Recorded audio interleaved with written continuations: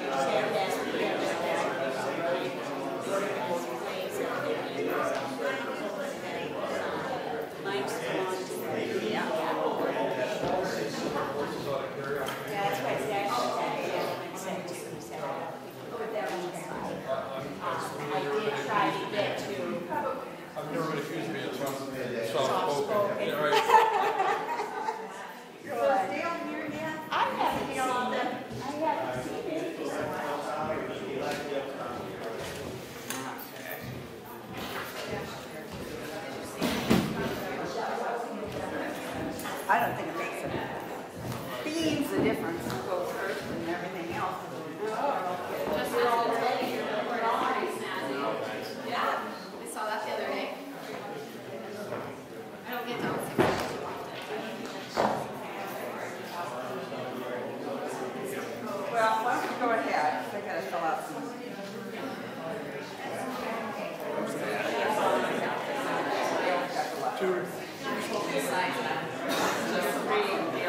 Okay.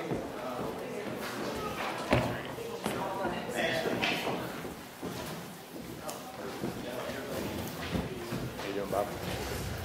Oh, I've been waiting for that. You want to put this on? Hey, how are you? Good, how are you, sir? Good to see you. Okay, thank you.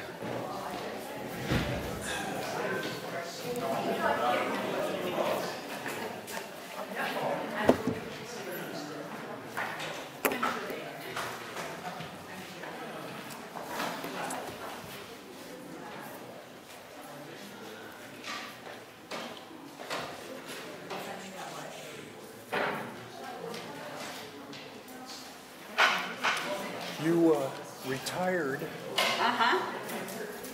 ahead of all of this reorganization of the super. I can't believe we're going back to 3. I mean, that's just crazy, Lou. It is. As big as Lynn County is, not to have 5 supervisors, it's just nuts. It is. It absolutely is.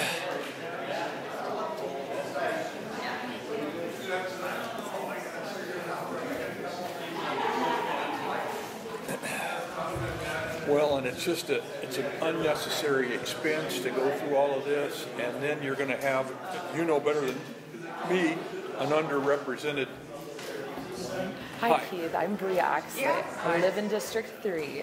I do a lot of work with the League of Women Voters, and I teach in the area too. So I hadn't met you two yet, so I wanted to say. All right, well, nice hi. to meet you. Hi, Justin. I'm Bria Oxley. I was just saying, I live in District 3. I haven't met you guys yet. And I do a lot of work with the League, and I teach government in the area too. So at Roosevelt. Okay. Yeah. So. Done some junior achievement over there. Oh yes, yes. That was fun. And that'll be with me in social studies in the spring. So yeah. Yep. Yeah, I gotta see if I can get reconnected with that. Yeah, we have a lot that'll be coming in the spring. So yeah. But yeah, thank you. I was Well, to meet you guys. nice to meet you. Thanks.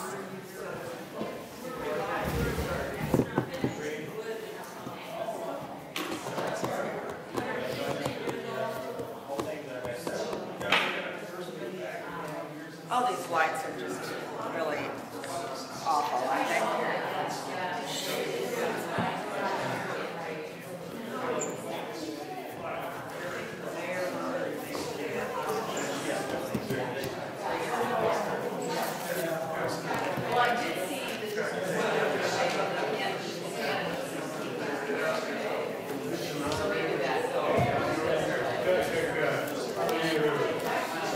When you did your editorial board, how many people were in there with you? We've had 5. That's what I heard, yeah. Even at Christmas, and it went on for Hi, Dale. It took 2 hours to get through. Yes, we do, I'm moderator. We drew numbers on who goes first, and you're going to go first with your opening remarks. Okay? Really get into stuff. And, Right, you can spend some time. Why? And it was nice. It was actually really nice. Yeah, yeah. I'll go through that. Okay. I'll go through that. And, Hi guys. Hey, Dale. yeah, and then we'll rotate the questions. Good to see you, man. Okay. Yeah. Well, that's very good. We used to do them all individually. Oh, and that's kind of what I expected, but then I hadn't heard that so many candidates. Yeah. Because it's not just Cedar Rapids, you know, it's Maryland, Iowa, Iowa City. Right. Yeah. And I hadn't thought about that, but you're right. And it's, you know, you had all those candidates, I really had 50 people, at least. And, I mean, I understand why they changed the format. Sure. I think there could probably be a better way. I was just telling Justin when you and I did it, it was 5 of us in there. It took 2.5 hours. Yeah. I only had one other. He only had one other, and they spent an hour and a half with him, so they really got to. Oh, good. get Who'd you in do there. yours with? Marty Hager was on the other one. Okay, good. Yeah, Yeah. Marty's a good guy. Yeah, Marty's a good guy. I like Marty. It was just weird. Huh? It was just weird. You know? It was odd how they set it up. I've never. It really, in all honesty, it does a disservice to the candidates, I think. You know, maybe if they're just going to give you a half hour, one-on-one, they should give you a half hour. That's how we used to. Well, I think that would be better. Yeah. Because, you know, by the time it got to the 4th or 5th person in our group, there's nothing new under the sun. I mean, what else is there to say? I'm Lou Barron, You know? League of Women Voters of Lynn County. The League is a nonprofit volunteer political organization which neither supports nor opposes any candidate or political party. The League encourages citizens' participation in government and is open to any citizen 16 years and older. The forum is part of our voter education efforts, and we hope over the course of this program you will learn more about the candidates and what they hope to do for our city, Cedar Rapids. I got to tell you, this is my first time on this side of the microphone and not over there, and it's really quite fun. And I'd really like to welcome our candidates tonight. We've got Dale Todd, Justin Wasson, and Keith Rippey, who are running for the office of Cedar Rapids City Council District 3. I will start by explaining some of the procedures which each candidate did receive ahead of time. Each candidate will have 2 minutes for an opening statement, 2 minutes for a closing statement, 2 1-minute rebuttals, and 1 minute to answer each question. Openings statements will be done in the order of Dale, Keith, and Justin, and I asked them if it was okay if I could just use their first names. The numbers were drawn out of a hat. We have timekeepers right here, you guys, so when you're answering questions, they'll hold up your 30 seconds, your 15 seconds, and when they hold up stop, you need to stop, and even if it's mid-sentence, we really do want you to, because we want to get to as many questions that we can possibly do. We ask that each candidate confine their statements and responses to relevant issues and refrain from any personal attacks. Please, we've got a couple of people recording tonight. We've got Robin Cash with the Neighborhood Networks, and we also have Pro Video, who will be streaming this and will put it on YouTube and on a Facebook page for the League of Women Voters. I'll ask you to turn off your cell phones. And if at any time you can't hear me or the candidates, would you please wave your arm or something so we know, or let a league member know. Right now, we don't have the 3 candidates mic'd, but our understanding is that this particular auditorium that you can hear really well, but if you can't, I'll take this microphone. Looks like it's got a long cord and we'll share it. We request that you treat all candidates fairly. Please remain quiet throughout the forum, which means no clapping, none of that stuff, guys. And you are encouraged to submit questions for the candidates on the provided pieces of paper, and questions must be addressed to all candidates and must apply to issues or qualifications for this particular office. Raise your hand if you'd like another piece of paper or if you'd like to have your question collected. I will read as many questions as time allows, sometimes combining similar questions, striving to cover as many topics as we can. I think we're ready to start, and we will start with the candidates for their 2-minute opening statements. And as I said before, Dale, you will go first. So I know that because I was the last one here, you two fixed it, so I'd be the first off the bat. But Yes, no, we did. Thank you to the League of Women Voters for this forum tonight. I really hope that we have the opportunity to talk about policy and the future of this community. That's why I'm running for office. I came here to Cedar Rapids in 1974 and have been here ever since. I've been involved in a host of issues. I am committed to seeing this city forward, and I think we're at an interesting point in our in the future of our city. We're at a crossroads. We've got neighborhood issues that have been out there for quite some time that I don't think we've effectively dealt with as a community. And then we have significant issues about growth and development and where do we go as a community in the next 5, 10, 15, 20 years. My son attends Washington High School here. He had his last cross-country meet today, so that's why I was late.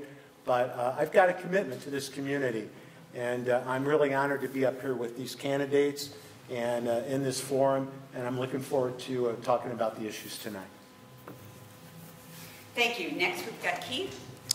Yes, my name's Keith Rippey, and I've lived in Cedar Rapids for the last 12 years. My day job, I'm the CEO of Area Ambulance Service.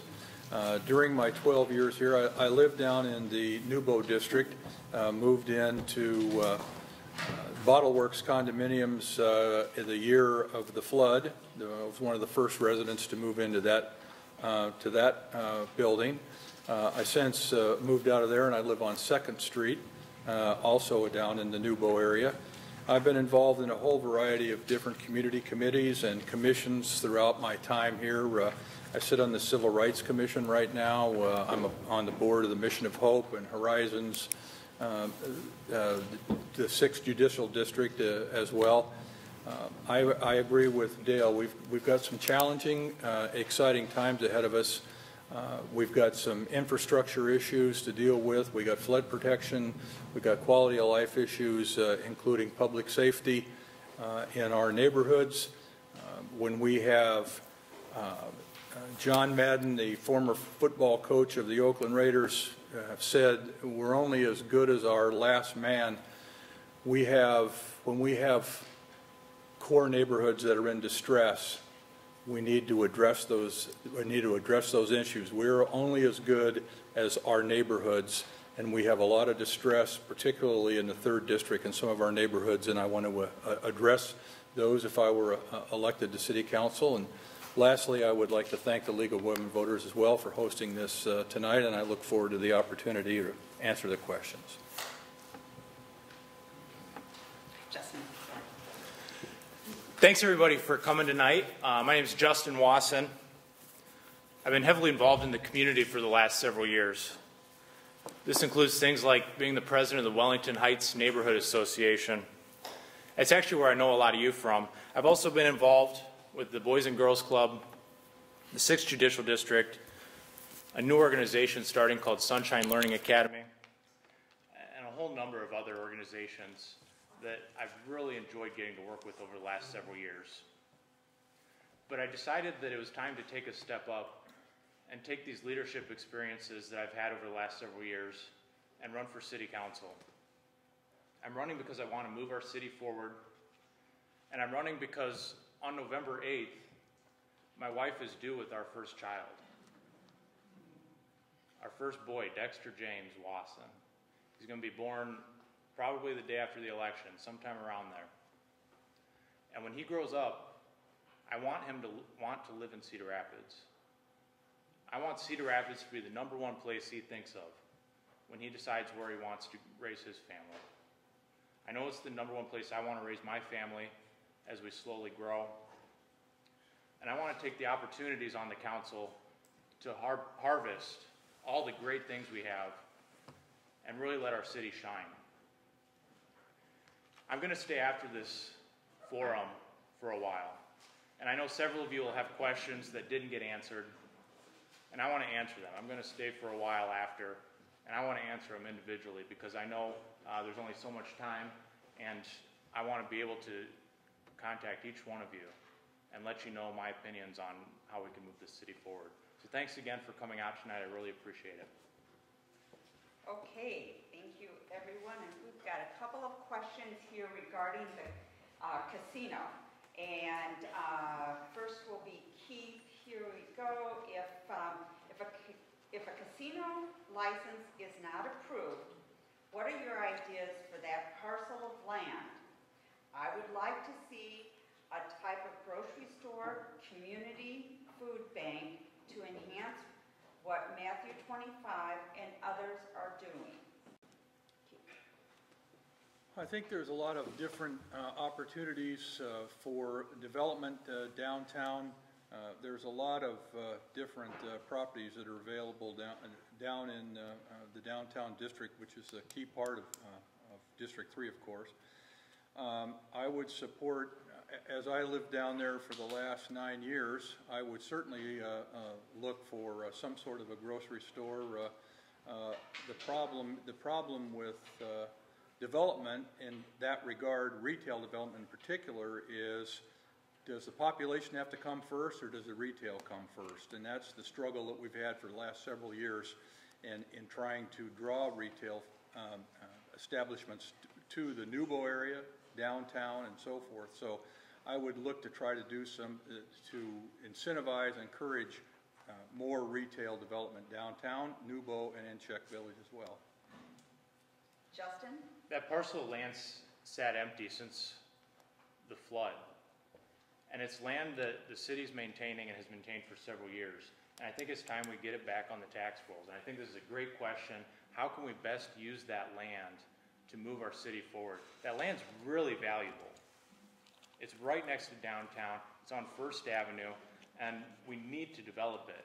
I wish it could have gotten developed sooner, and And it's important for the city to make sure we reach out with a broad range of proposals and make sure we get the best thing on that parcel of land.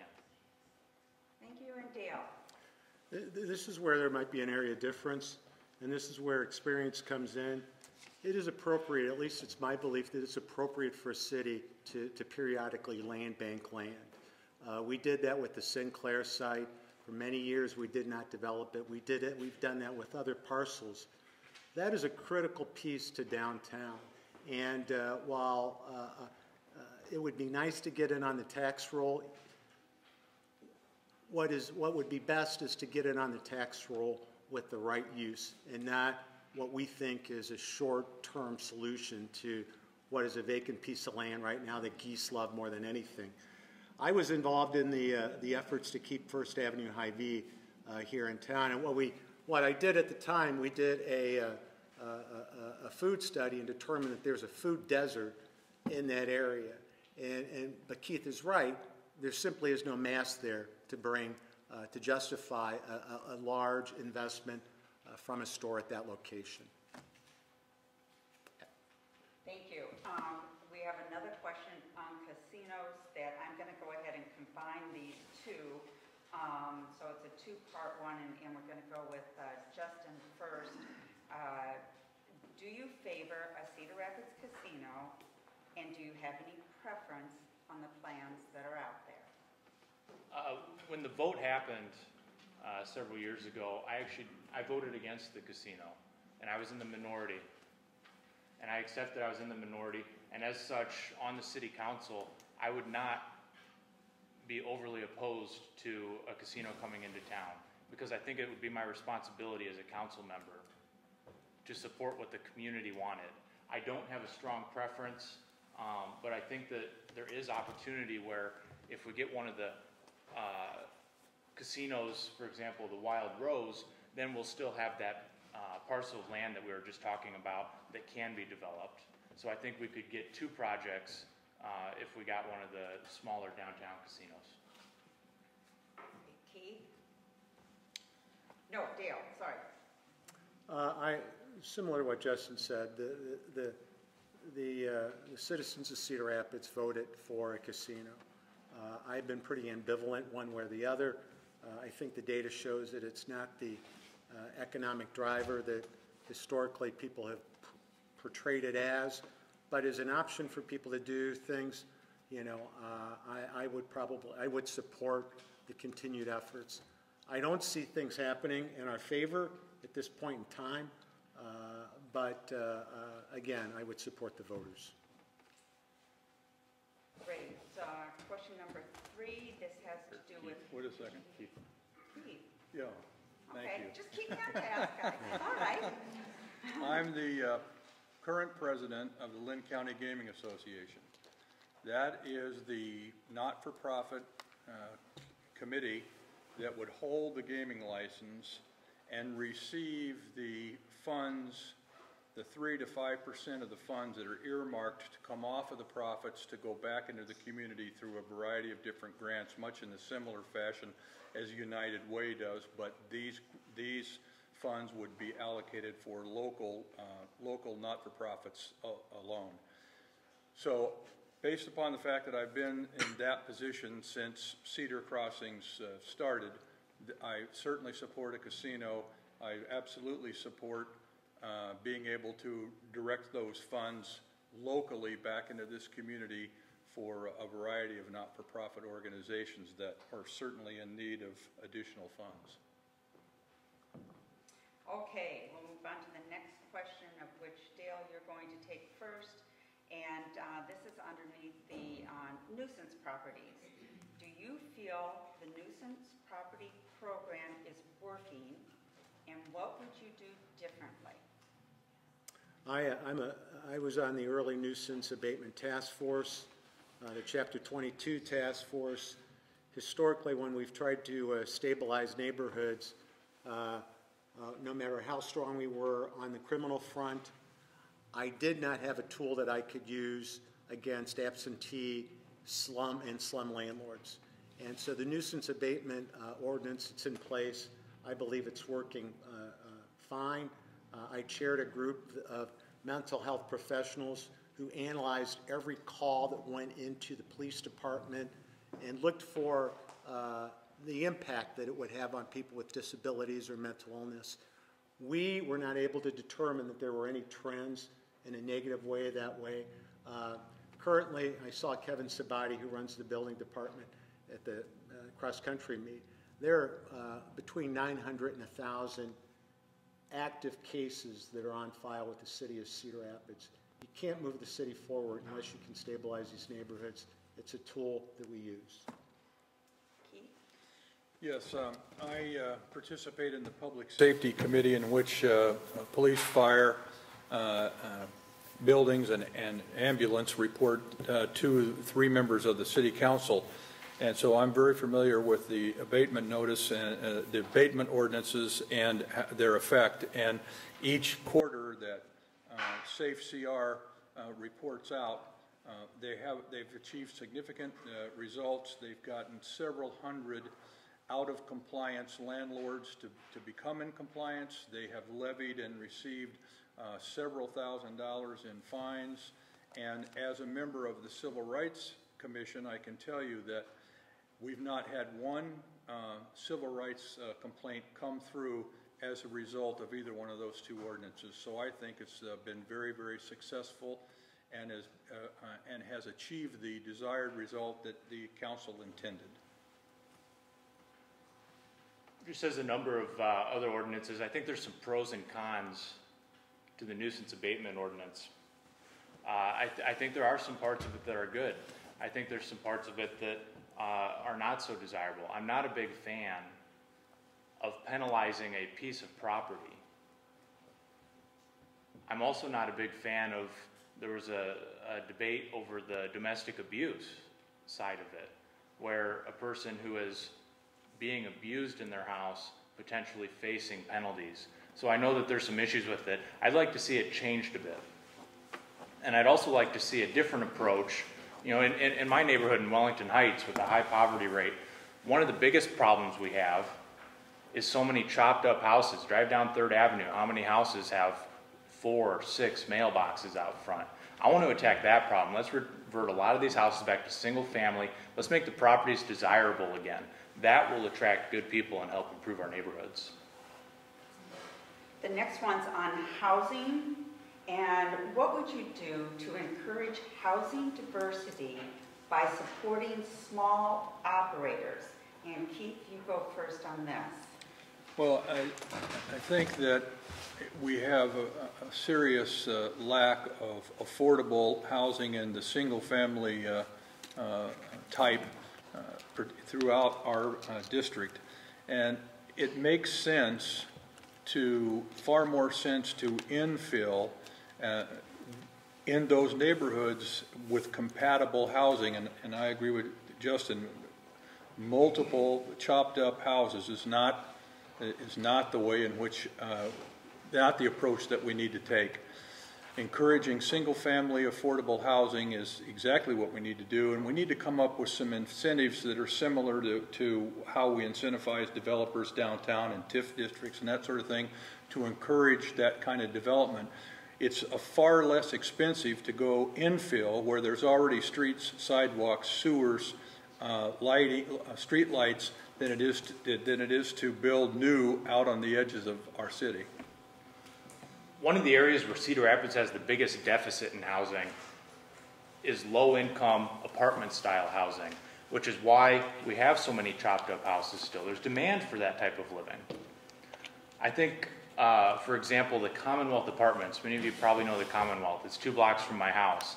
That building went over an extensive remodel. It's 84 units. Those 84 units filled up within about 3 months. So there's a huge demand for that type of housing. If we want to see, like I mentioned earlier, some of these houses reverting back to single family from being cut up, we've got to provide a space where the people who are living in those cut up houses can go. I think the Crestwood Ridge is an important project to furthering that goal. I think there's a lot of ways that we can provide the adequate housing that's not only healthy for neighborhoods, but it's good for these people. Let's design these houses for these low-income people so that it's good for them too. Dale? I'm going to take a couple seconds. The format, with this format, what you're getting a sound bite. And these are incredibly complicated questions. The nuisance abatement ordinance, there are numerous sides to that, and to give it justice in a minute really doesn't give it justice. To give housing justice in a minute, affordable housing, really doesn't do it justice. But make neighborhoods safe. The housing stock in my neighborhood in Wellington Heights is great housing stock, but the perception is that it's not a safe neighborhood. Clean that up, rehab it, and people will move into it. Okay.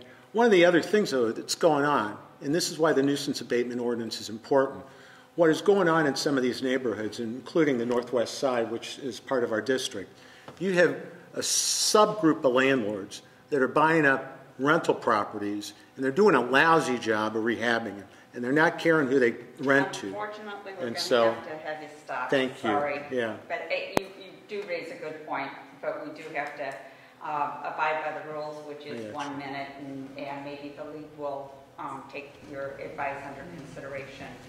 The next question will go to Justin first, and it's on fireworks. How do you plan on enforcing the no fireworks policy? Well, I think we kind of saw a pendulum shift in the firework debate. You know, originally the city said, well, we're going to follow the state and we're going to keep it as open as possible. And we saw what happened there. You know, imagine, you know, what all you do on your 21st birthday. It was legal to drink. What do you do? I'm just guessing, but I know what most people do on their 21st birthday. It's the same effect. All of a sudden, we had fireworks banned for years. And then for the first time, people can buy them and use them. I think we had sort of an overuse.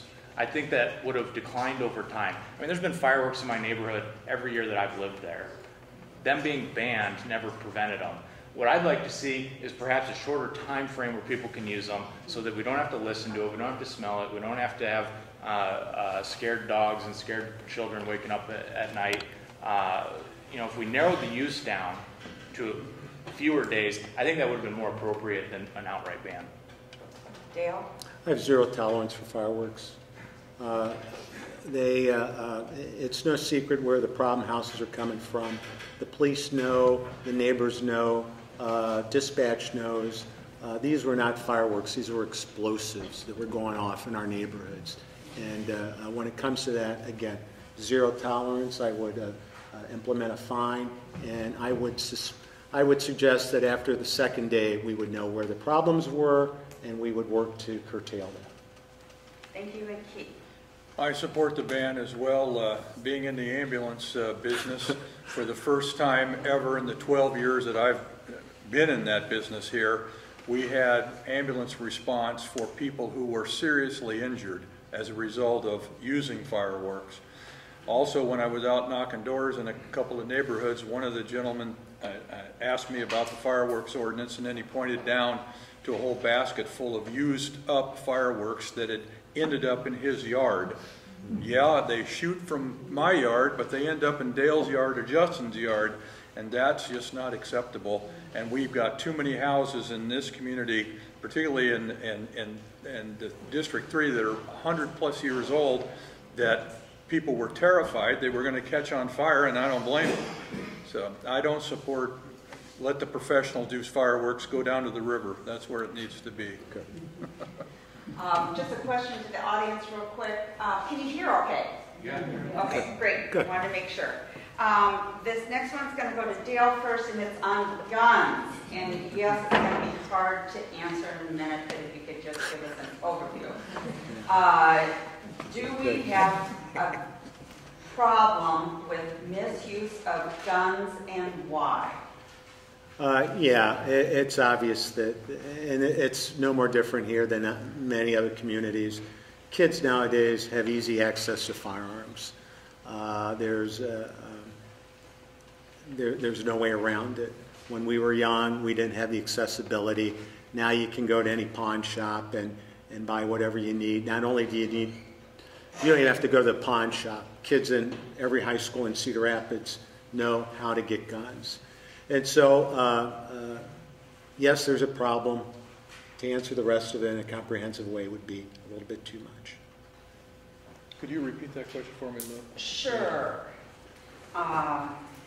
Keith, it is, do we have a problem with nuisance of guns and why? Misuse of guns and why? Well, we absolutely do. As I sit in the Public Safety Committee and I listen to Chief German explain each month we're getting more and more shots fired throughout the community. I know the three of us, where we live, we hear shots fired all the time. As a former police officer, I do not support everybody having a gun. I don't support automatic weapons that are outside of the need for hunting. We definitely have a problem with guns, and Dale is absolutely right. Part of that problem is access. What you do about that, I couldn't answer in 30 days, let alone 30 seconds. So. Thank you. We have one more on gun violence. Justin, I'm sorry. Just keep me on task. It's your first time. Yeah. So, obviously, misuse of guns is a problem. I was a block away from the murder, the most recent murder that happened, eating dinner behind my friend Angie's house. We heard the shots fired. That's a huge problem. Another huge problem is that it was daylight, and nobody's willing to come forward and speak about who did the shooting. Somebody knows. It's probably multiple people that know. That's a huge problem. I want to repair that problem where there's this rift between the community and the police department right now. I want to heal that rift so that people feel comfortable coming forward so that we can root out who is doing this misuse of firearms. The chief also says, he's a regular at our neighborhood meetings, that the number one reason these guns are getting in the wrong hands is because people leave them in their cars and their cars are unlocked. That's a problem. And I think that takes education and it takes an active community to both solve where the guns are coming from and also solve who's doing this problem and getting it reported appropriately. Okay, as I said before, this next question is on gun violence, and from the Second Amendment to guns in schools and automatic weapons, what's your approach to reducing gun violence in Cedar Rapids? Keith. Well, part of what Justin said is absolutely correct. The police department has to build a relationship in those neighborhoods where people will feel comfortable in making reports of crime, criminal activity, gun violence, what have you.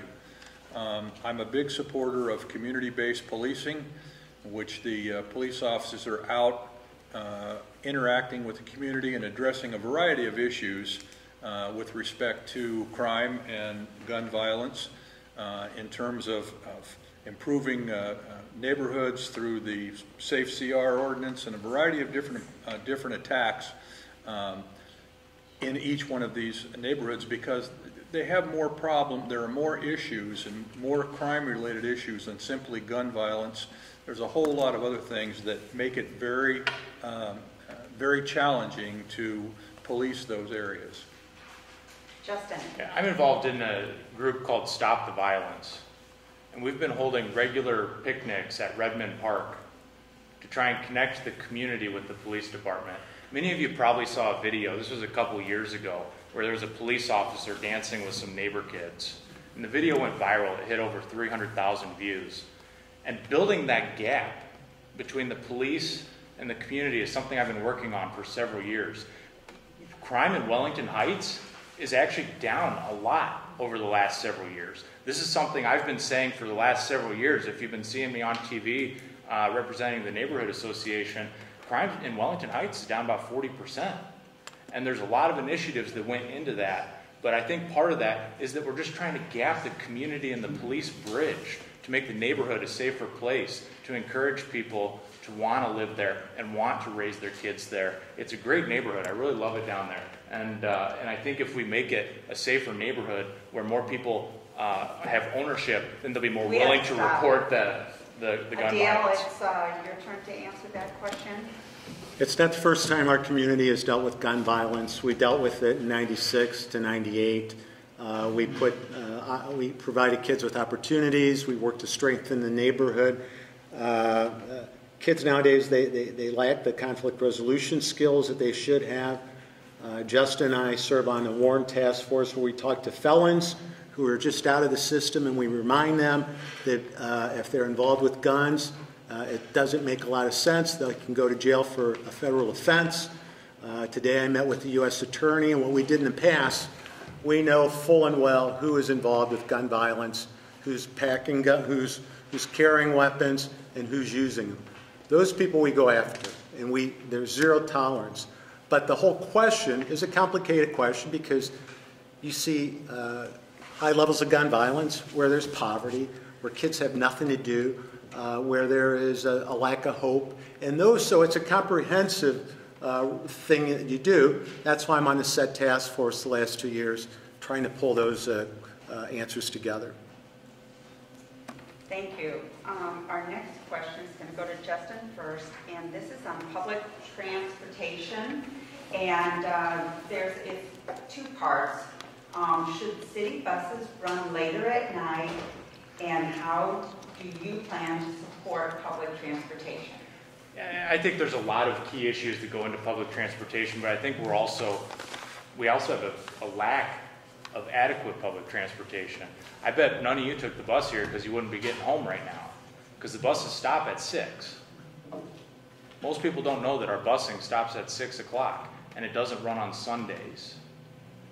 This is tough for people who have day jobs that in the evening, if they want to get anything, it makes it really tough when our public transportation stops so early. I think there's a lot of ways where we can also work on our public transportation formulas so that it's best serving the people who need it to get them where they need to go. There's a lot of people who I've heard that have struggled with different public transportation issues that, the bus if they could just go 3 blocks further, it would help them a lot. For example, the bus stops at Marion Walmart, but a lot of people need to go to the Marion Police Department, so they have to walk across Highway 13 to get there. That's a problem. Dale? Keith referenced it earlier when we talked about food access, intercity food access. It's an issue of mass. You remember, Grand Avenue? There used to be a trolley that went down the middle of Grand Avenue, First Avenue. When you had people concentrated in the core of the city, you could justify that transportation need and pay for it. What happened when we sprawled, when we built on the fringe of town and spread everything out, we lost the mass. And so that's one of the benefits of seeing development happen now in the core of the city, is that hopefully over time soon we'll have the numbers that'll be able to justify those longer runs throughout town. Right now the NTS is a great tool. I was involved in getting that started 20 years ago, but it's a good question. Keith? Yes, I think that there's a lot of transportation in Cedar Rapids. The problem is it's all disconnected and disjointed. You've got lifts, you've got the city bus, you've got the neighborhood transportation service, which is a not-for-profit partially funded by the city, and their sole purpose is to go out after hours and go curb to curb and take people to work that otherwise don't have transportation after hours. Just simply adding hours to the city bus is not going to solve the problem. As Dale said, there has to be more mass. What I would propose is getting these different services together: To the Rescue, neighborhood services, city bus, a variety of different Special K, a variety of different transportation vehicles out here, the companies and organizations, getting together, and let's come up with a solution, a public-private partnership where we can fill that gap until we get the necessary mass that would support a city bus extra hours. Thank you. The next one is, what do you go to Dale first. What do you think is the most important issue affecting District 3, and how does that go with your goals for the district if elected? I think it's a comprehensive answer, but it involves stabilization of of the core neighborhoods, Wellington Heights and near Northwest Side, you've got some real disparity as far as incomes, as far as diversity, and but they're actually not that far apart. And so really, I see the issues of poverty and crime. We've got flood protection for the most part taken care of on one side of the river. We don't have it on the Czech Village side, but that'll happen here real soon. I see us replicating what we've done in New Bohemia to the neighborhoods that touch it. And so that, for this point in time, that's what I see as the most stressful issue. Okay, next is Keith.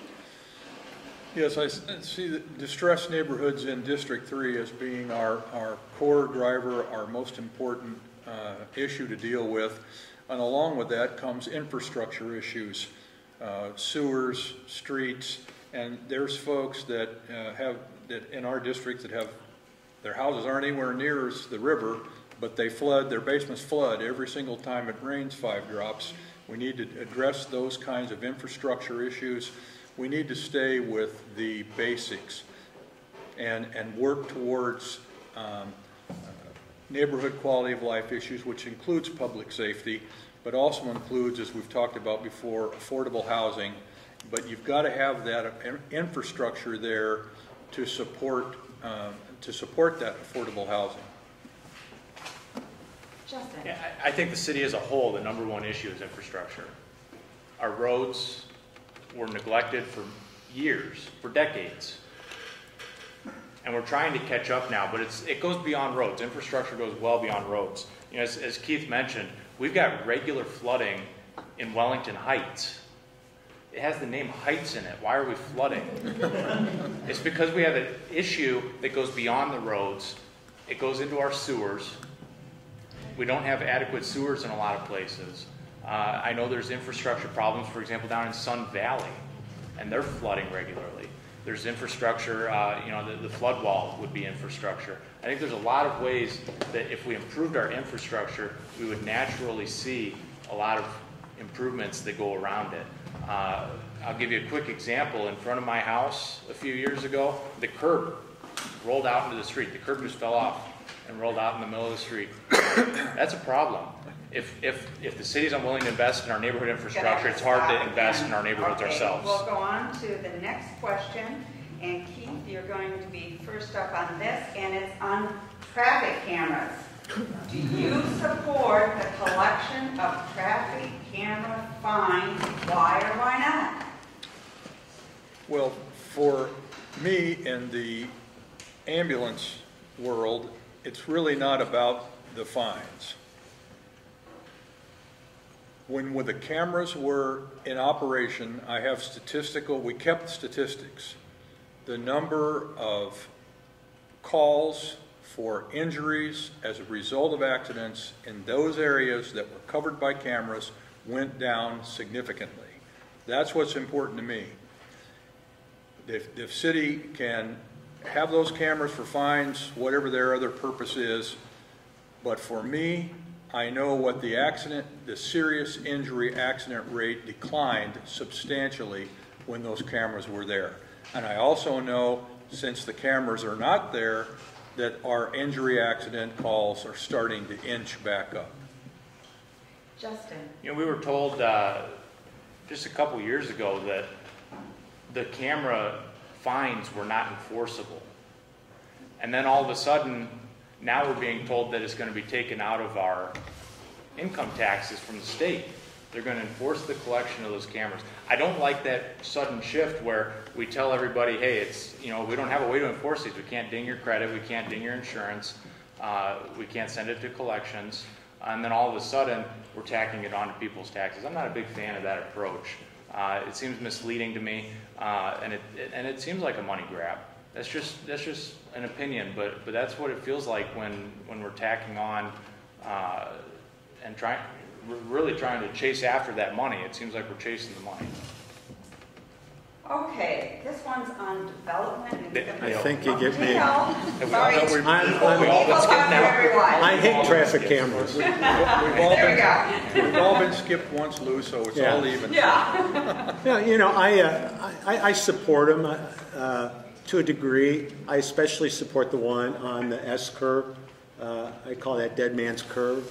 And I've seen some terrible accidents there. I've also received a ticket or two in my day. But at the same time, what I would do, and this came to me the other day, each year the first one, I would give you the benefit of the doubt on that one. I'd give everybody one freebie. Because a lot of times it happens when you simply aren't thinking.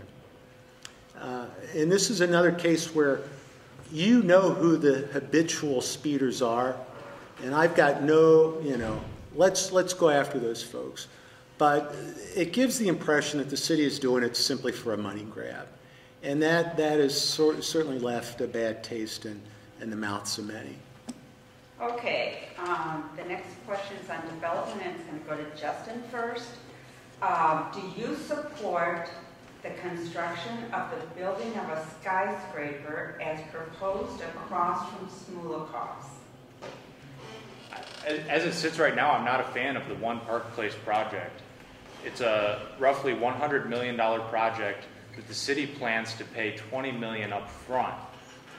And it's my understanding that even with the $20 million up front, the developer is struggling to acquire financing for this project, which tells me that this is a risky project.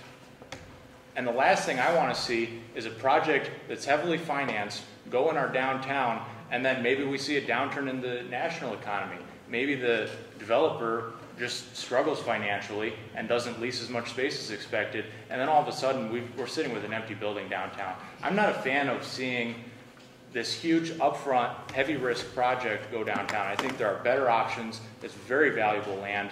We can really get something great there, and I just don't think this is it. Dale?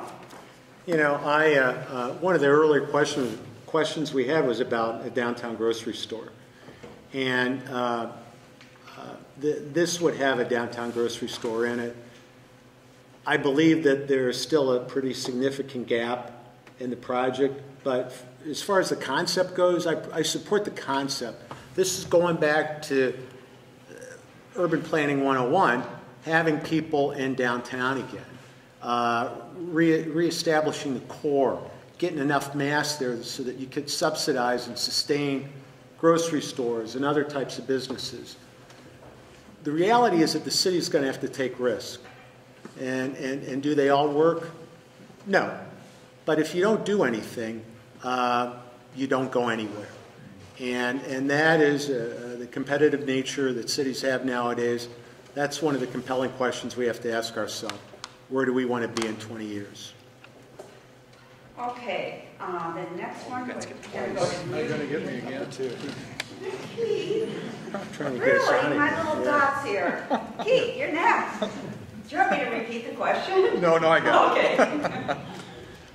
I support a project built by someone who can support the project. And this person's ability to fund this project is pretty dubious at best. I also support the other two plans that were presented by developers who have a long history with this community and their commitment to it and their ability to fund, pay for, and make successful projects downtown. So I don't support this particular project because of the issues with the developer. I do support a project there, and I would want to, if I was on the council, I would relook at Mr. Emerson's and Mr. Timko's proposals and take a very serious look at them. Thank you.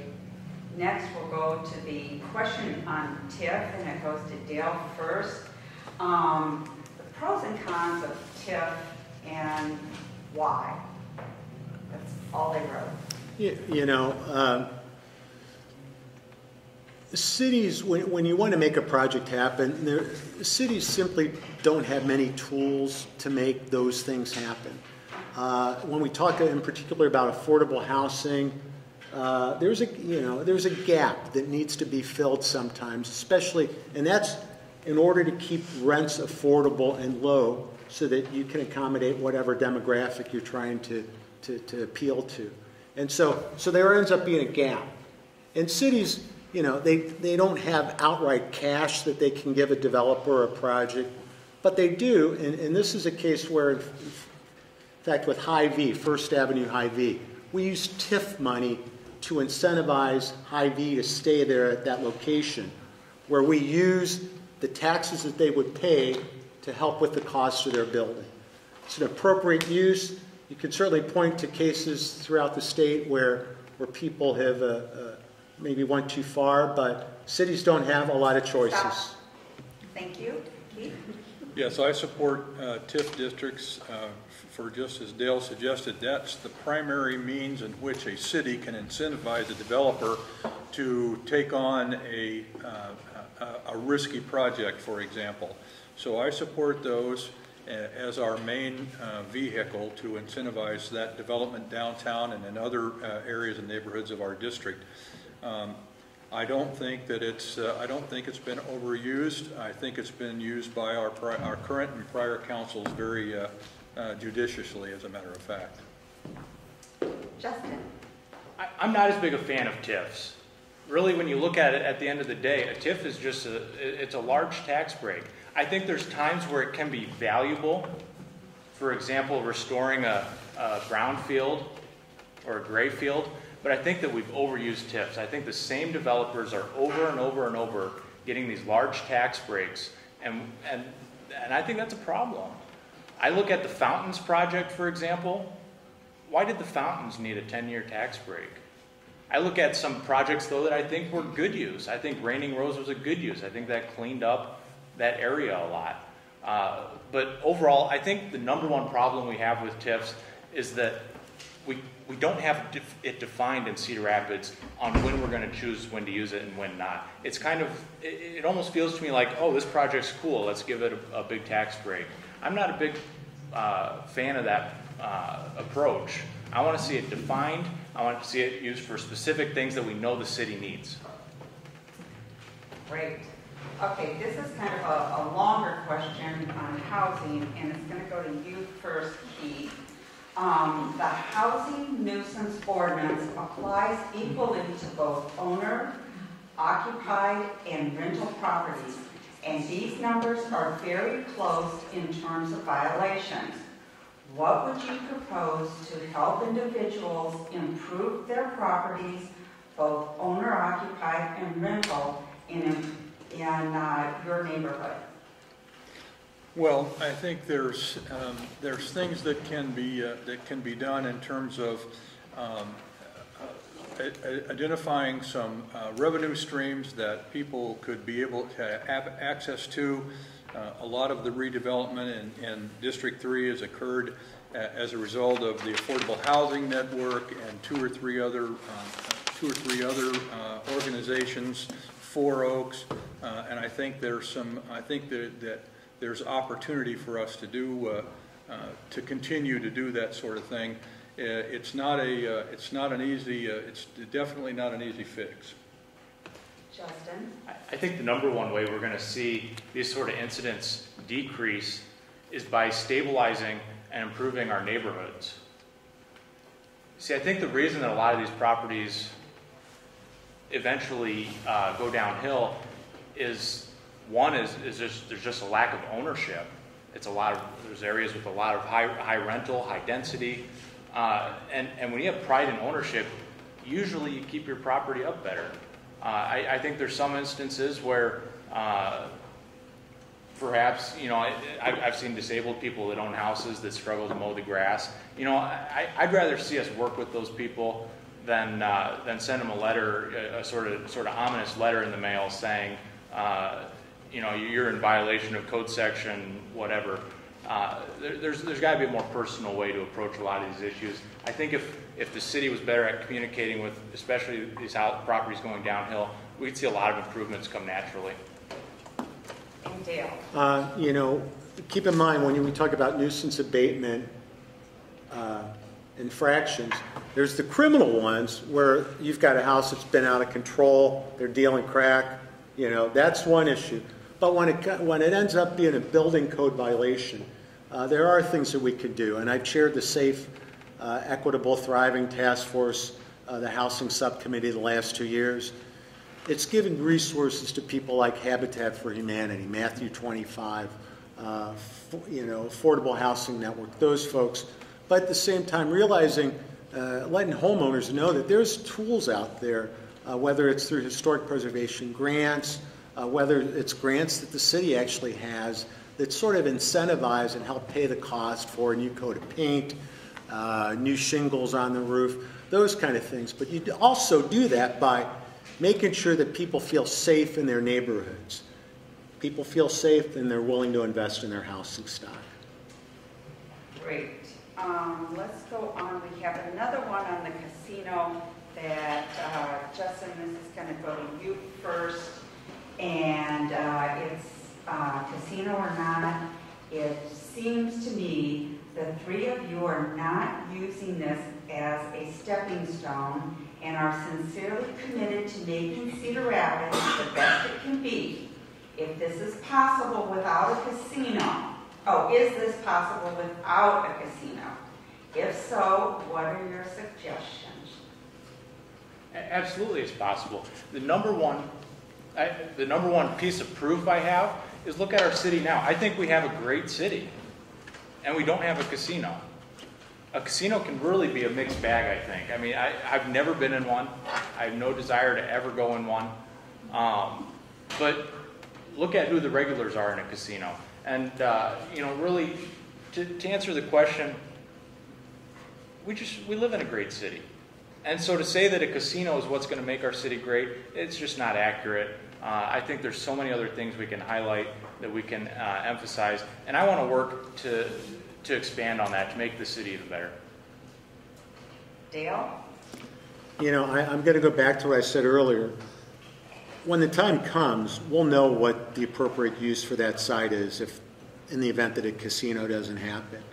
I am aware of there is a need for additional hotel space downtown. When the DoubleTree is filled, we lose convention business because there's not another building for people to access and use as far as room usage. But I'm completely content to let it sit there a little bit longer until we build up more mass in downtown and determine what the appropriate use would be instead of trying to come up with a quick fix or stick something there that 5-10 years down the road we'll regret. Keith? We can definitely succeed and succeed very, very well without a casino. A casino for me is just, that's an added nice thing to have, but it's in no way, shape, form, or fashion something that we must have. Look at what's been done with the Theater Cedar Rapids, Paramount, Nubo, Czech Village. Look at all that's going on down in the Westdale Mall area. This city's growing, expanding. Look at the CRST building downtown. We've got all kinds of projects and things that are going on without regard to a casino. I think one of the things that I know some of my friends that are on the Hawkeye Downs board are working on, I think we all recognize it would be nice for us to create some sort of grouping of things to make Cedar Rapids a destination. You know, that you can come here for a weekend and take advantage of several different things. And I know there's a lot of plans out at Hawkeye Downs to help make that a destination as well. Please. Our next question, because I asked everyone that one, right? Right. Okay, is on zoning, and it's going to go to Dale first.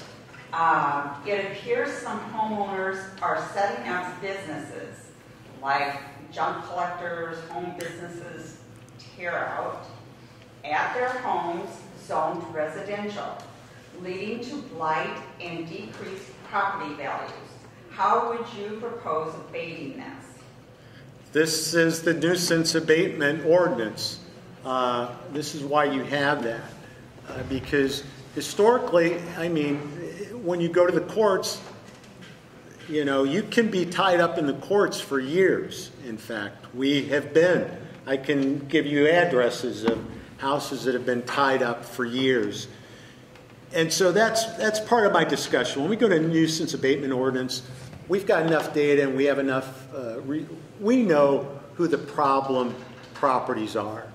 The problem is, how do you take that to the next level and concentrate on those folks and disincentivize it so that they don't do that practice anymore?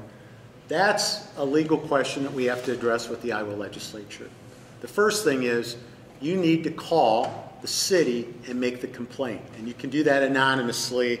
Call me, I'll make it. But you have to get the ball rolling. Thank you. Keith? Yes, as Dale said, the abatement notice and the nuisance abatement ordinance is exactly, that's the primary purpose, is to deal with these kind of zoning issues. And unfortunately, in District 3, we have a lot of folks that are running businesses of a variety of different kinds out of their residences in violation of zoning.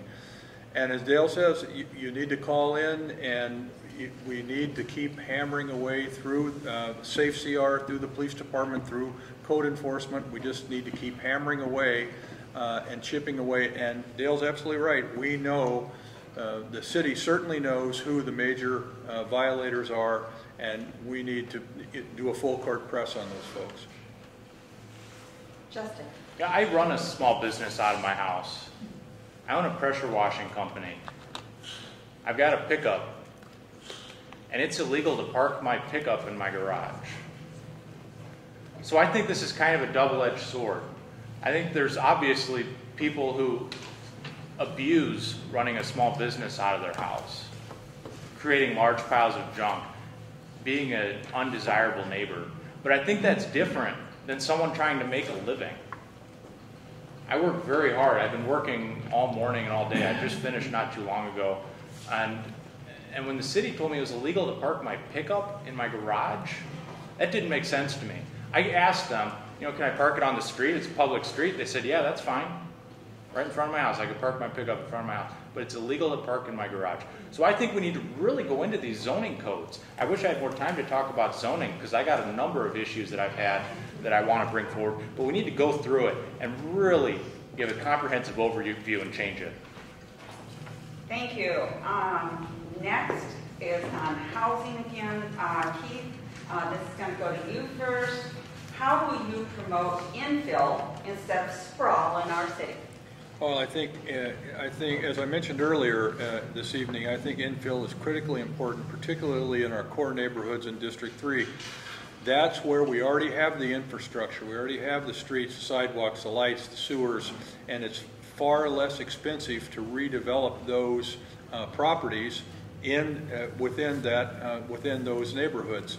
What's important, though, is to make sure that what's built there is compatible with the type of housing that is in that neighborhood. To impose projects that don't fit the neighborhood in there is extremely inappropriate. So the infill is important. It's critical to our core neighborhoods, and we just need to make sure that what's being built there fits in well with what's already in the neighborhood. Thank you. Justin? You know, infill would be desirable if our neighborhoods were more stable. People would want to build in our neighborhoods. I think infill is really valuable for strengthening the core of the city. I think there's a number of organizations like Cedar Valley Habitat for Humanity who is very conscientious, and I think they do a great job with promoting that infill. But in order to encourage that infill, I think we have to strengthen our neighborhoods. So there's really a lot of issues that go into this question. But if we just made it more desirable, it'd be a lot easier to create that infill. Thank you. Dale? The city really needs to be commended on their Roots program. Since the flood, the Roots program has built more than I would almost say 200 homes. Literally, the Taylor neighborhood was almost non-existent. And now you go there and there's life, there's houses. If you go down Ellis Boulevard, there's houses. In Oak Hill Jackson, you know, there were homes added. This has been a very successful program. And in fact, we're almost at the point where there's not many vacant lots left around town, at least in the core. And so infill is critical. It's tough to do, as Keith mentioned. When you do those infill homes, let's make sure that they're built right. Okay, this next one is on housing again, and Justin, you're going to be first. What is your position about establishing a housing commission to study and address housing-related concerns, development, etc.?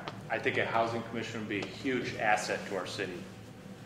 I think there's a lot of ways that a housing commission can both study what type of housing we need, where we need it, where things can be most effective, and really, I mean, that'd be very valuable. I know there have been people asking for a housing commission for a long time, and really, I'd be very supportive. I'd like to see a group of citizens step up and really dive deep into this issue of housing, because there are a lot of problems with our current housing stock that I think could be fixed with the right approach.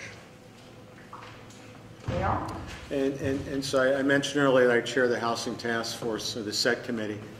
This is an area, too, where, you know, when we talk about a housing task force, what are we talking about? Are we talking about rental housing? Are we talking about stabilization in neighborhoods? Are we talking about building new housing? Are we talking about affordable housing? So I think you really need to quantify what it is you want to get done. I talk to business owners, large business owners, who are clamoring because they believe that the community needs more affordable housing. And you can look at market studies that the city does, and it's real obvious that there is a need. But at the same time, there's other needs. There's needs about access. There's issues about affordability, civil rights. You know how that plays into the whole discussion about housing. And so I think I'm not averse to any kind of discussion, but we need to quantify exactly what it is we want to do. Keith? Yes, I think I agree with Justin. I think the city needs a housing commission, but as Dale suggests, that role and responsibility for that housing commission needs to be clearly defined and spelled out, so that its purpose and its focus is where it needs to be, whatever that turns out, however that turns out to be. But it needs to be clearly defined, as is so many of our other commissions. Just make sure that it's performing in the way in which it was intended when it's put together. Okay, next it's housing again, and it goes to Dale. We've heard much about developers, nonprofits tonight.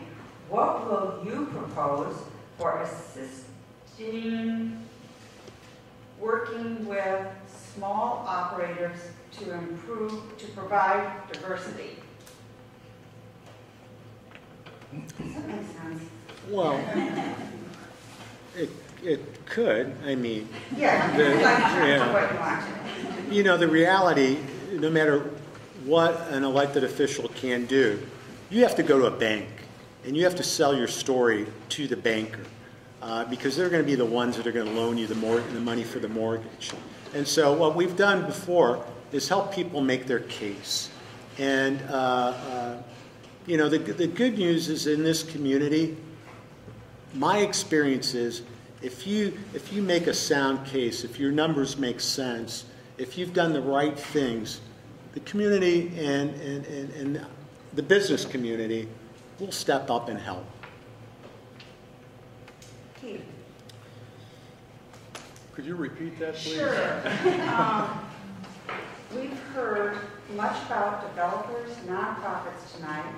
What will you propose for, I think it's assisting, working with small operators to promote diversity? Well, I agree with Dale. I think that that this business community does step up. I think without the business community after the flood of 2008, we'd still be swimming, I think. So I guess my thought would be to connect those small developers to the resources that they need, whether it be other people in the business community, the banking community, whatever resources they need, help them. As a council, we could help them, direct them to those resources that they need to be able to perform, to be able to do some of that development. Justin. I want to expand a little beyond development and just talk business as a whole. I think the city treats large businesses pretty well. But I think a lot of times small businesses have to jump through a lot of hoops, a lot of red tape. And I know because I've experienced it personally. We need to encourage small business owners. We need to encourage people to start up, take that risk, become innovative, and build our city. Small business is the heart of a community. Small business employs a lot of people. And we need to encourage that with our zoning codes. And we need to encourage that from a city leader standpoint. I want to see a lot more small businesses start up. I want to see people starting stuff on the side, being productive, being good citizens. These people who are starting these small businesses, they're good people. And I want to really encourage them to make that investment and grow. A lot of our companies started as small businesses. Look at Rockwell, it started in a garage. I want to see more of that. Okay, this one's on zoning, and Keith, you're going to go first. What zoning issues can we improve on? Well, just about any of them, I think. I think the whole issue of zoning needs to be revisited. I think as this community has changed significantly since 2008 flood, I think that some of those zoning ordinances actually cause more problems than they resolve. So I think that we should take a broad look at our entire zoning ordinance, all of our zoning ordinances, and see what of those should be revised or changed in some way to make it more appropriate for our current demographics and the current way the city is laid out. Justin. I wish I had 15 minutes to talk about this. I've got so much I could say on this topic. But I'm going to give you a little story to demonstrate why I feel how I feel. In the neighborhood, we built 25 little free libraries. The little free libraries, it's a leave a book, take a book concept. We put them all throughout Wellington Heights. There's not a kid more than 2 blocks away from books in the neighborhood. We were about to put those up in the neighborhood, and we were stopped by the city. The city called them exterior structures, and said we had to fill out 25 separate permits for this thing that's about the size of a mailbox. We didn't have the funds to do that, first of all. And second of all, we had plans to put them up the day after we were notified about it. So I asked them, well, what are you going to do if we just put them up? And the staff person said, well, we're going to come and we're going to tear them out. I was appalled by that. I couldn't believe that answer. That is not the attitude we need to have. Zoning needs to encourage investment, not prevent investment. Dale? The city is currently updating their comprehensive zoning plan. It's a pretty significant process. I was involved in the last time they did it in 1999 to 2000. Zoning is a tool that's actually used, it's put in place to protect the risk of property owners. And my experience today, and not to say that there aren't periodically issues, it's my belief that the city's working real hard to try to accommodate people, especially since the flood. Is there a staffer that might throw a cold water on an idea? Yeah, that's going to happen. But after that, you take that to the council. And my, again, if the project makes sense, if there's support, usually it's getting done. Okay, next we're going to go to Justin, and the question is, our district is very diverse, both culturally and economically. What do you think can be done to ensure that all District 3 residents feel included and equally represented by the person representing the district? I've worked with a wide variety of people over the last few years, but as president of the Wellington Heights Neighborhood Association for 4 years, I really got to work with people who I hadn't worked with in the past. I grew up in a upper middle class neighborhood, northeast side, and moving to Wellington Heights when I was 21 showed me what a neighborhood like that has. I want to include everyone on the council. I eat regularly. I eat lunch at the Mission of Hope just to talk with, I was actually encouraged to, just to talk with a lot of the homeless people there. Just to try and give them a little hope. Sometimes these low-income people just need a little hope. And so I'm willing to work with everybody. I want everybody to be raised up. A rising tide will lift all boats. And I want to work with each and every one of you and everyone from the poorest to the wealthiest people in the district to make sure that we're all benefiting. Dale? I think one of the things that we don't take into account is that the demographics in our community here in Cedar Rapids, and in fact in Iowa, are going to significantly change here. They've been changing in the last 20 years since I've been here, and they're going to continue to change. And so we're going to have to, work with and communicate with people that historically some of us might not have been used to dealing with. But, yesterday I was over on the northwest side, and I ran into some guys from Lawndale in Chicago, where I grew up in Woodlawn, but I was able to talk to them. And so it's important to be able to talk to all different types of people, to understand where they come from, what compels them to do what it is that they do. And I've got a track record of doing that in this community, and I'll continue to do that in a leadership position on the council.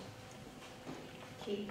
Well, I think one of the issues, particularly for District 3, but not only for District 3, throughout the city, is accessibility of your council person. I would set up quarterly meetings with each of the homeowners associations, come out and meet with those homeowners associations on a quarterly basis and update them on what's going on with the city council issues that I thought were important. Also, I would get the opportunity to listen to what their issues are and what concerns them. And at least twice a year, outside of the homeowners associations, I would set up at least twice a year different locations for meetings for anyone who would want to come and participate. And I think it's a matter of making oneself available to their constituents. Thank you. This next one's on young adults, and Dale, you will go first. How do you keep young professionals in Cedar Rapids? The key is, and we've been working hard to do that, it's all based on this concept of live, work, play, learn. Young adults nowadays, they learn, they work in a different environment than we are used to. They don't work in a building with cubicles. They work in their coffee shop, or they work in their apartment. And so this whole new way of work, we have to accommodate that in housing. We have to accommodate that in our neighborhoods. And we've been trying to do that in New Bohemia. And I think we've got a good template in place because we've been pretty successful. Our units are full of people who fit that demographic. The key is it's a balance between quality of life. People need to feel safe in your community. And then you have to provide them with things to do in a healthy work environment. For the first time, we've got people who are young, who are moving to Cedar Rapids. Our job now is to make sure they stay. Hey. Yes, young adults have a very different expectation of their workplace and their quality of life. And I think Geonetric is a great example down in Newbo of how that work life. That when you go into geometric and look around, that's what it's going to look like more and more and more as time goes along. And people, particularly young folks, also want an active social life. They want to have some things to do. They want to have some amenities. And I think we constantly are going to have to address that. And it's going to be a struggle for Cedar Rapids for a while to be able to provide those. But we have to be very conscious of that. But the whole work-life environment is going to change. It has changed, and it's going to change even more substantially over the next decade. You know, I'm a millennial.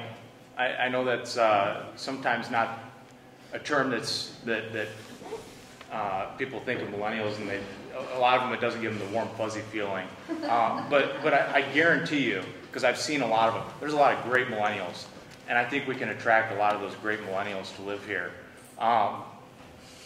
One thing I want to provide on the council as a millennial is that different perspective. Right now, the youngest person on the council is Mayor Corbett. You know, let that sink in a bit. The youngest person on the council is Mayor Corbett. I want to provide a different perspective, a perspective that knows what it's like to be a millennial. I live here because it's affordable. I've got family here, and it's just a great place to live. I want to encourage that and encourage my other millennials to want to live here because they're our future.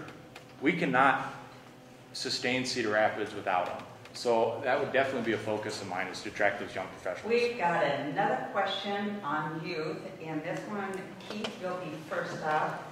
How would you propose to provide a gatherings place and recreational facilities for kids in Wellington Heights?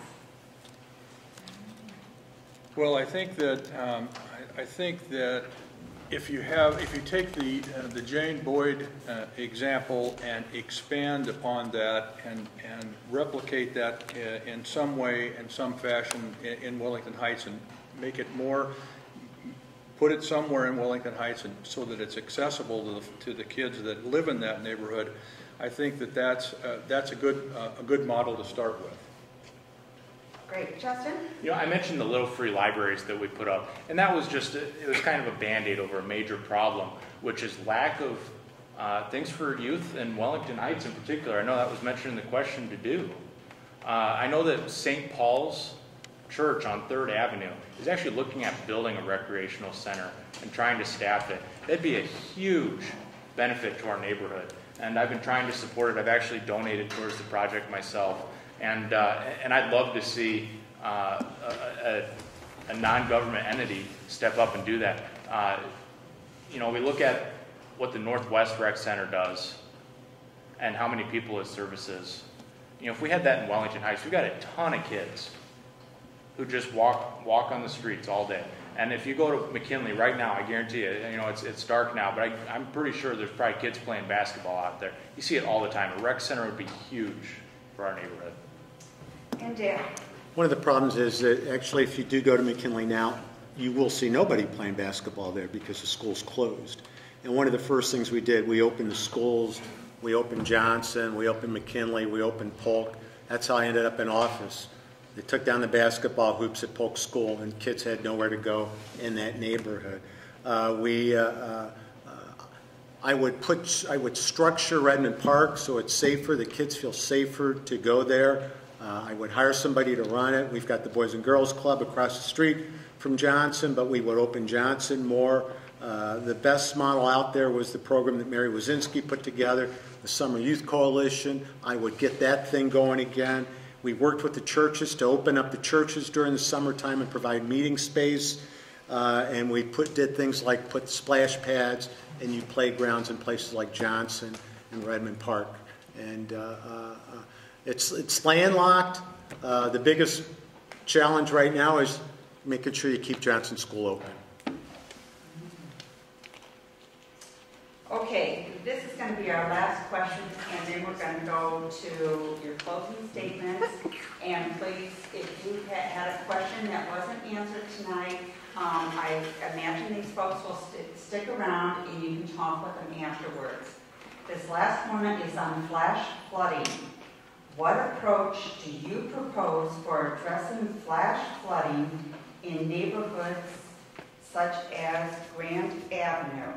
And that goes to you first, Justin.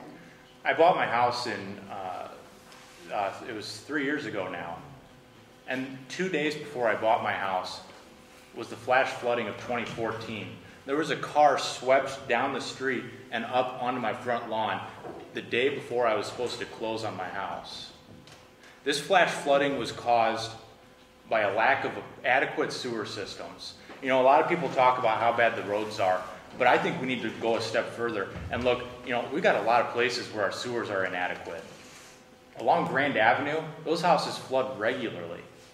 That's unacceptable. This city is responsible for adequate sewer systems that'll push that water away from our houses, keep water out of our basements. I was talking with a gentleman who lives down in Sun Valley, and they created a berm, and there's a flow valve that lets water out of the berm. The problem is that the flow valve has been stuck open many times by brush, and water just ends up flowing back to the houses. That's a problem. Thank you. Dale. I've lost 2 cars. I live on Grand Avenue. We tried to address the issue, and I think in 1999 we increased the size of the storm sewer underneath Grand Avenue. The water comes in from the alleys. It's an issue. People are moving now because of the constant flooding. This also is an issue of, it's about leadership.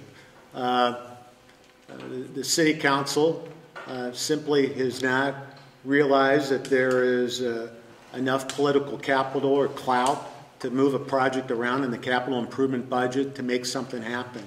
Until you have enough capital to get that done, it's still going to languish up there amongst all the other capital improvement projects. And so as a council member, I would work as hard as I could to make that a priority. It impacts, I mean, that's part of the Cedar Lake watershed. And there are studies that are going on now that are helping to determine what's making it happen. Thank you. And Keith. Well, going forward, the city council is going to have to make several very tough decisions because there's only so much money. And as I believe all 3 of us stand fast to say that infrastructure, streets, sewers are top priority. And that's what's going to happen is here's a set of projects. We're going to have to prioritize those projects and then make the commitment to stick with those priorities. And streets and sewers have to be right at the streets, sewers, flood protection, and public safety have to be right at the top of that list. And as Dale says, the council's going to have to exercise political courage to make some of those tough decisions.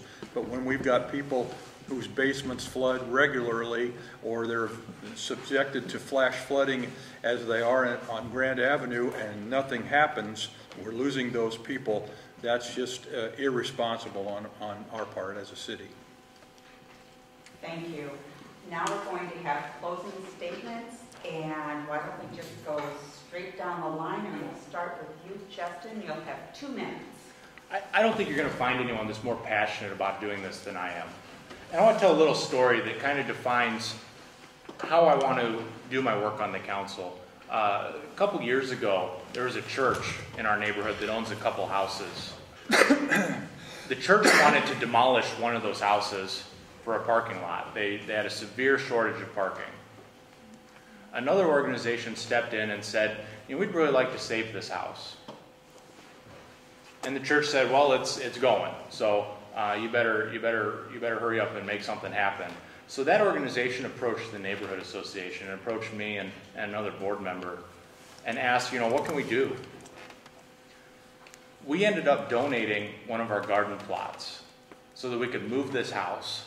But that was a tough decision for us. In our community gardens, once you get rid of them, they're gone. Another organization, Affordable Housing Network, stepped in and donated 2 vacant plots to us side by side that was incapable of holding a house. It was just too small. And out of that, we got a new community garden on the corner of 4th Avenue and 15th Street. I'd encourage every single one of you to go out there and take a look at it. Don't just look at it, go in. Go in and pick some produce. Take some home with you. We always have extra produce. But out of this collaboration, what happened is the church got their parking lot, this organization got to save a home and create infill, our neighborhood association got a new community garden, and this other organization got rid of a lot that they couldn't use. That collaboration is what I want to see more of. I really enjoyed being a part of that project. You might have heard of the Frankie house. That was the house that was saved. Before it was saved, people were asking, why would you want to save this house? There's nothing historically significant about it. And today you'd save it again because it's such a cool story. So this is the kind of collaboration I want to see with the council, and I really appreciate your support November 7th. Keith? Well, I bring a great deal of both public and private sector experience to the table. I spent 20 years in municipal government and the law enforcement business, and I've spent almost that long in the private sector. I would bring a business approach, a fiscal conservative approach. I would make the difficult decisions that need to be made. This city is at the crossroads of some real opportunities and some real challenges. I participated in a variety of different committees and commissions and groups throughout the last 12 years that I've been here. I'm proud to be the CEO of Area Ambulance. We provide a very vital service to this community, and my folks are amazing people, and they do an amazing job here. What I would say also to you is that as voters, you have a very good problem. You're looking at three gentlemen who clearly are committed to this community, have long track records of public service voluntarily throughout the course of many, many years. And you can't go wrong with any one of these three choices. And I really appreciate the fact that you've taken time out of your day to come out here and listen to us and ask us questions of things that concern you. So I just thank you very much. And Dale. Thank you, Keith. Thank you. And thanks to the league, and thank you, Lou, and to this, our timer here. I'm going to see dreams of that stop sign, but you know, I'm running because this is an exciting time, and our community has moved to a point where there's some things that are occurring that I don't think any of us ever anticipated. But at the same time, I struggle at times, and I get frustrated, probably like some of you, when I see things that are that I believe that are bad public policy, and I'll use fireworks as an example. And so I want to use my experience and the institutional history that I bring to the table to work on some of these issues. When it comes to the neighborhoods, I was on the front line when crack cocaine came to this community, and I stared down those guys on 15th and Beaver, and we fought back. And we started the whole concept of community gardens. We worked on the zoning issues throughout the community. And I was able to leverage that into the city council. And now I find myself in New Bohemia, where we're building, you know, buildings that appeal to people like the geometrics. And so the challenge as a council member is that you have to do all those things. You have to build, you have to take risks, but you have to fix the infrastructure. And at the same time, you have to talk about the infrastructure that we don't talk about. And that's like the data highway, the high fiber that people like Rockwell and Toyota are going to ask about. Anytime there's a new project in New Bohemia, that fiber is underground, and we make sure that happens. And so, you know me, I bring to you a track record, but I've got a long history. I was in the ice arena tonight. And 21 years ago, no one would have thought that we'd have kids this day skating, playing pro hockey. And there were 60 kids there that were young, and they were doing the things that they should be doing to keep them out of trouble. So thanks for the opportunity. Best of luck to everybody. I'd like to close the forum and thank our candidates.